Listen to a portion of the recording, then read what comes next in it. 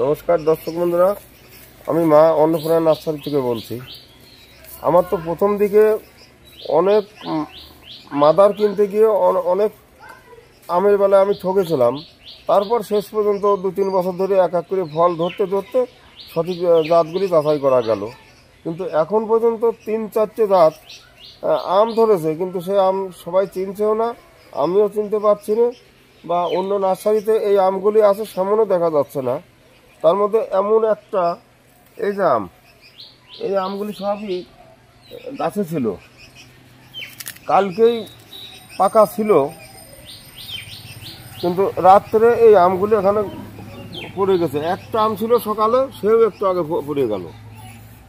এই গাছটা দর্শক বন্ধুর কাছে এইটুকুই অনুরোধ, যদি কেউ এই আমটা চিনে থাকেন তাহলে অবশ্যই একটু কমেন্টে জানাবেন এই আমটার নাম কি, আর এই আমটার ভিতরে আটি কতটুক বা মিষ্টি কেমন সেটা আমরা একটু পরে যাচাই করে দেখছি।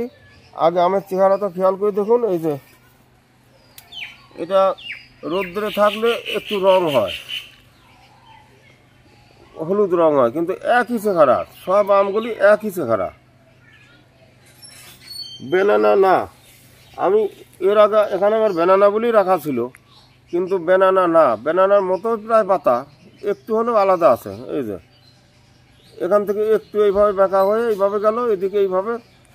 এই আমটা খুব বেশি বড় না, মনে হয় 250-300 গ্রাম ওজন হবে।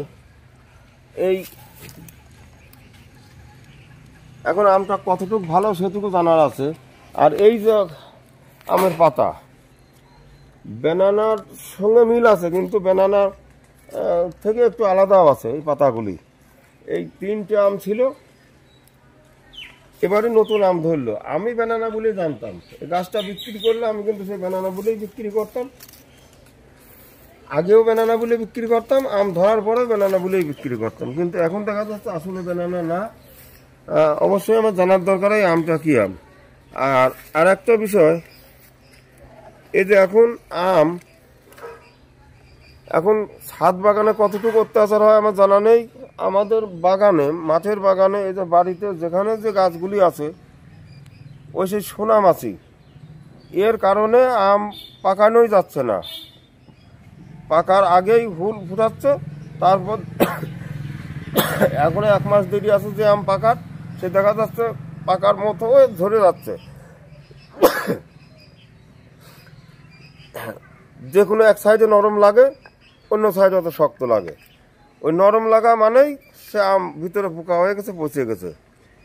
এর একটাই উপায় দেখা যাচ্ছে, এই যে এই ফাঁদগুলি আরও আগের থেকে দেওয়ার দরকার ছিল। এখন তো অনেক আম পাকা শুরু হয়ে গেছে বা শেষ হয়ে গেছে, পাকারও বেশ কিছুদিন আগের থেকে এই ফাঁদটা দেওয়া উচিত ছিল।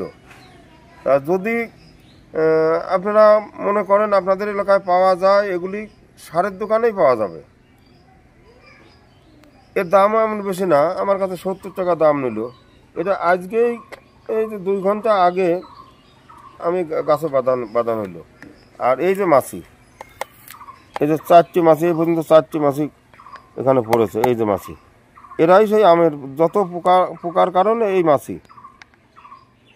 আর তাছাড়া আমের পোকার অন্য কোনো কারণ নাই, যত বৃষ্টি হোক বা যাই হোক, কোনো কারণেই আমের পোকা হয় না। এই মাছি ফুল ফুটাবে আর তারপরেই ওই ভিতরে পোকা হয়ে যাবে।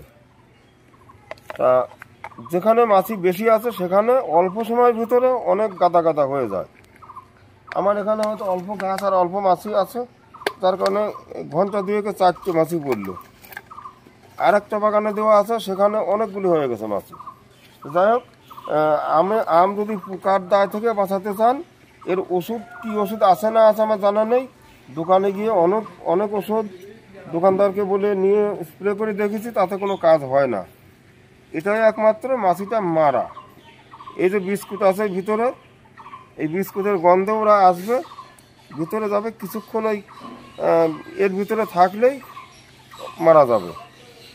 মাছি যদি মারতে পারেন, আর এই গন্ধ থাকলে সহজে ওরা আমে বসার চেষ্টা করবে না, ওরা এই গন্ধ কোথায় আছে সেখানে খুঁজবে।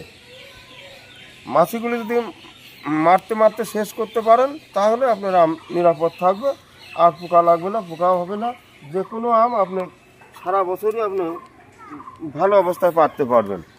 আর এই আমটার আর একটা গুণ দেখা যাচ্ছে, 3টে আমি গাছে পাকলো আর একটাও পোকা ধরে নেই। পোকা ধরলেই সে টের পাওয়া যাবে, কোনো দিকে একটু শক্ত, কোনো দিকে একটু নরম থাকবে। এই আমার মনে হচ্ছে এই 3টে আমি ঠিক আছে। তা কীরকম আছে তাও আমরা এখন যাচাই করে দেখছি। এইটা আমার সন্ধ্যাবেলা দেওয়া ছিল। এই যে মাছি ঘুরে বেড়াচ্ছে ভিতরে, এই যে দেখুন, এই যে একটা মাছি ওই একটু আগে ঢুকেছে, আর কিছুক্ষণ থাকলেই ও মারা যাবে, ওই গন্ধে মারা যাবে। আসলে এই বিস্কুটটাই হচ্ছে গা মাছি মারার বিষ। এই যে মাছি, এরাই সারা দেশের আম শেষ করে। আর এই যে কি পরিমাণ, এটা কাল সন্ধ্যেবেলা দেওয়া ছিল। এই দেখুন এখানে মাছির গাদা, এই যে এত মাছি। আমরা তো যতই তাকাই ও শুধু আমের উপরে পড়ে থাকলে পরে সময়তে দু একটা দেখা যায় যে আমের উপরে বসলো, কিন্তু এত মাছি তো চারিদিকে ঘুরে বেড়ায়, আমাদের নজরে পড়ে না। আর এই এত মাছি যদি থাকে একদিনেই তো অনেক আম ফুটো করতে পারে। আর পারে না কোন আমগুলি, এমন কিছু আমও আছে, সেগুলি আপনাদের জানা উচিত। আর সেই হিসাবে গাছগুলি আপনাদের লাগানো উচিত। যারা এই পোকা ঠেকাতে পারবেন না তারা, এই দেখুন আমার এই ব্যানানা এখানে আলগাই আছে। এই যে এই গাছের ব্যানানাগুলি সব আলগাই আছে, এগুলি কিছু ঢাকা আছে, ভয়েতে কাপড় দিয়ে ঢাকা, ওদিকে আলগা আছে। এখনও এই ব্যানানায় এই পোকা লাগে নেই। ওদিকে বাড়ি ভোর পাকাও লাগে নেই, কিন্তু পোকাও লাগে নেই। এর চামড়াগুলি শক্ত। আর এই যে চাকাপাত, এ কিন্তু ঢাকা ছিল, বা একটু পাকার একটু আগ দিয়ে ফুটো করবেই। কাটিমনটা সহজে ফুটো করতে পারে না, কাটিমন আমার আলগা আছে, আম ঠিক আছে। এইভাবে কতকগুলি আম আপনারা জানবেন যে কতকগুলি আম সহজেই এই মাছি ফুটো করতে পারে, আর সেইগুলি পোকা লাগবে। আপনারা হয়তো আমের দোষ দিবেন যে এই আমের জাতটাই পোকা লাগে। আমেরও দোষ না, জাতেরও দোষ না, কিন্তু এই দোষ এই মাছির। এগুলি সব মারা গেছে। এটা একটা নতুন জাতের আম, এ কিন্তু ব্যানানা না, এ একেবারে আতি পাতলা ব্যানানার মতোই। কারণ এই যে মাঝখান, এইটা মাঝখান, আর এইভাবে আমি ধরলাম, এদিকে একটু ধরলে সে ব্যানানার মতোই আতি পাতলা।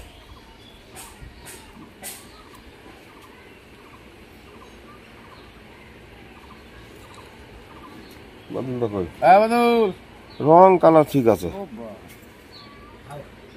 এটা কিন্তু সে পোকা লাগে না। এই পাকাই সব 3টে আমার একই সঙ্গে পাকলে না। দেখেন তো কেমন আমটা, নাম তো রস সবই ঠিক আছে, মিষ্টিও ভালো, সামান্য হালকা টাপ, ওটা ধরার ভিতর না, কিন্তু রস ভর্তি। আমে কি রকম স্বাদের? স্বাদ আছে ভালো।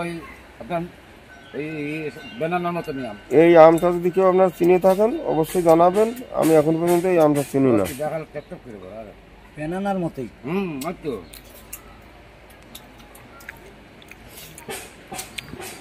বেনানার থেকে একটু হালকা হালকা হচ্ছে, সেটা তো বললাম সামান্য। সেন্ট তো বেনানার মতোই সেন্ট।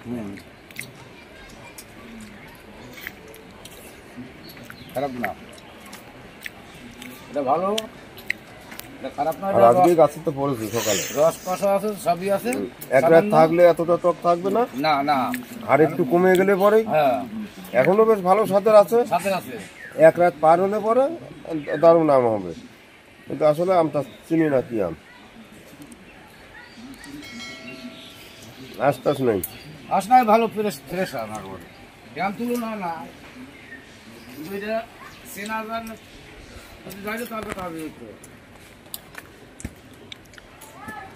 অবশ্যই এই আমটা যদি কেউ জানেন, চিনে থাকেন জানাবেন। আর যেখানে এই পর্যন্তই, নমস্কার।